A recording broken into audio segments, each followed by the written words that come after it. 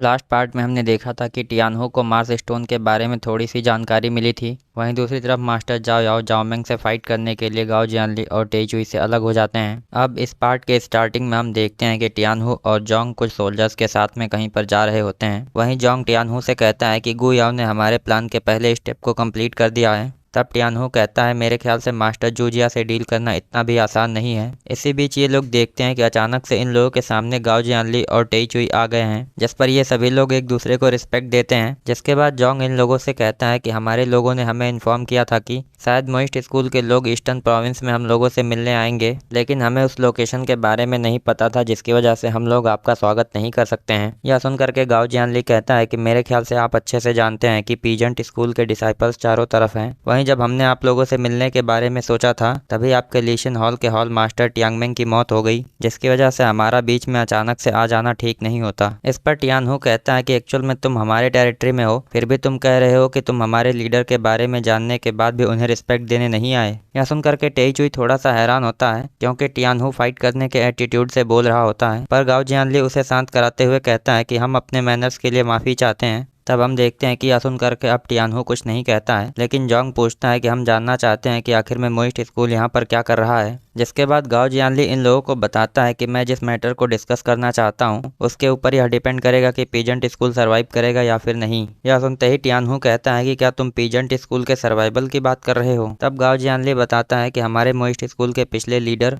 और तुम्हारे peasant school के पिछले जियाकुई दोनों का ही एक कॉमन दुश्मन था, जिसकी वजह से उन लोगों ने आपस में मिल करके काफ़ी बड़ा डैमेज क्रिएट किया था। इस पर टियानहो कहता है कि मेरे ख्याल से तुम्हारे मोइस्ट स्कूल का लीडर मारा जा चुका है और तुम्हारी मशीनरी सिटी भी डिस्ट्रॉय हो गई है। इसके अलावा अब तुम्हें किन एम्पायर चूहों की तरह चारों तरफ ढूंढ रहा है। इधर हम देखते हैं कि यह सुनते ही टेइचुई गुस्से में आ जाता है, लेकिन इस बार भी गाओ जियानली उसे रोक देता है। तभी टियानहो आगे बताता है कि मेरे ख्याल से मोइस्ट स्कूल का खुद सर्वाइव करना काफ़ी मुश्किल हो गया है, लेकिन फिर भी तुम लोग पीजेंट स्कूल के सर्वाइवल की बात कर रहे हो। यह सुन करके गाओ जियानली कहता है कि हम लोगों को बहुत ही ज़्यादा लॉस हुआ है और यही कारण है कि हम लोग दूसरों को चेतावनी देना चाहते हैं। इस पर जोंग पूछता है कि क्या तुम लोगों के पास कोई इन्फॉर्मेशन है। तब गाओ जियानली कहता है कि मैं इसे इन्फॉर्मेशन तो नहीं कहूँगा, लेकिन फिर भी मैं बस इतना बताना चाहूँगा कि तुम लोगों को पीजेंट स्कूल के अंदर मार्स स्टोन के लिए जंग नहीं शुरू करनी चाहिए। लेकिन हम देखते हैं कि यह सुनते ही टियानहो गुस्से में कहता है कि गाओ जियानली, हमारा पीजेंट स्कूल और तुम्हारा मोइस्ट स्कूल पुराने टाइम में एक बार फ्रेंड थे, जिसका मतलब ये बिल्कुल भी नहीं है कि तुम हमारे मामलों में अपनी टांग घुसाना स्टार्ट कर दो। इस पर गाओ जियानली कहता है कि एक्चुअल में मार्स स्टोन आसमान से गिरा है, जिसके ठीक बाद अचानक से कहीं सेनोंग ऑर्डर अपीयर हो गया। वहीं सेनोंग ऑर्डर पर जियाकुई बनने के जो इंस्ट्रक्शंस दिए गए हैं और तुम्हारे भाई मैंगटियान की मौत, यह सब कुछ एक कोइंसिडेंस नहीं हो सकता है।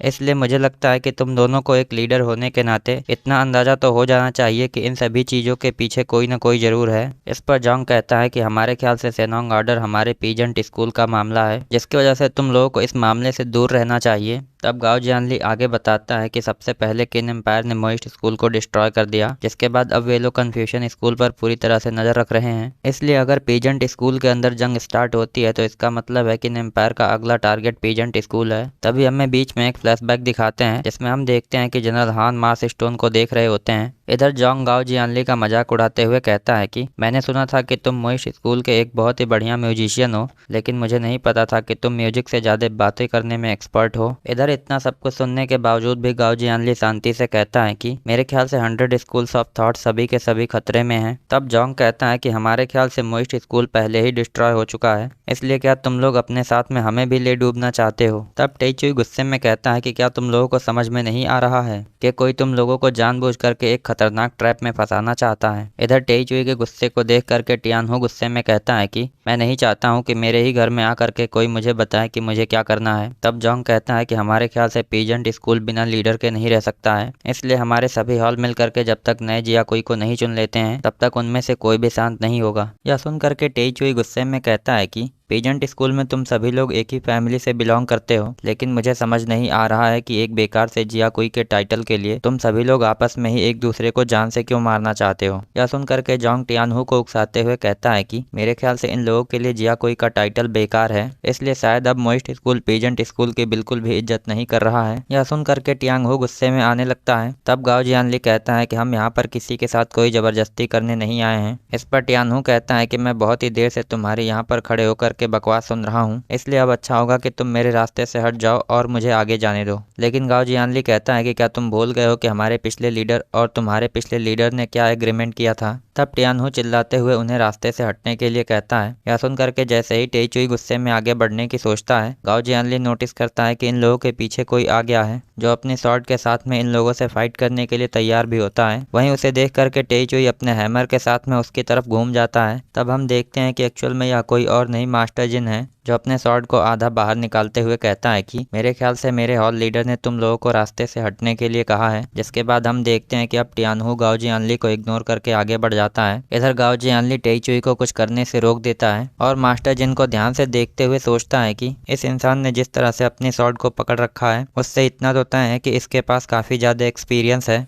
और इसकी बॉडी को देख करके यह भी अंदाज़ा लगाया जा सकता है कि यह काफ़ी ज़्यादा अच्छा स्वॉर्ड्समैन है। इसलिए अब गाओ जियानली पूछता है कि क्या मैं जान सकता हूँ कि आखिर में तुम्हारा क्या नाम है। तब मास्टर जिन वहां से वापस जाते हुए कहता है कि इससे तुम्हारा कोई लेना देना नहीं है। यह सुन करके गाओ जियानली कहता है मेरे ख्याल से ये लोग ल्यूमा की तरफ बढ़ रहे हैं। इसके बाद अब हमें थोड़ी देर बाद का सीन दिखाते हैं, जिसमें हम देखते हैं कि गाओ जियानली और टेइचुई एक अलग से चट्टान पर आकर के खड़े हो गए होते हैं। वहीं टेइचुई उन लोगों से काफ़ी चिढ़े हुए होने की वजह से कहता है कि पीजेंट स्कूल के ऊपर तो हमारी किसी भी बात का कोई असर नहीं हुआ। तब गाओ जियानली कहता है कि ऐसी सिचुएशन में हमारे पिछले लीडर ने कहा था कि हमें अजेरा ड्रैगन के प्लान पर काम करना चाहिए, क्योंकि उस प्लान को लॉर्ड चोंगपिंग ने स्टार्ट किया था। इसी के साथ हमारा यह पार्ट यहीं पर एंड होता है। I hope you guys like this video and subscribe my channel. और अगर आपने लास्ट पार्ट ना देखा हो तो लेफ्ट वाली वीडियो पर क्लिक करके देख सकते हैं।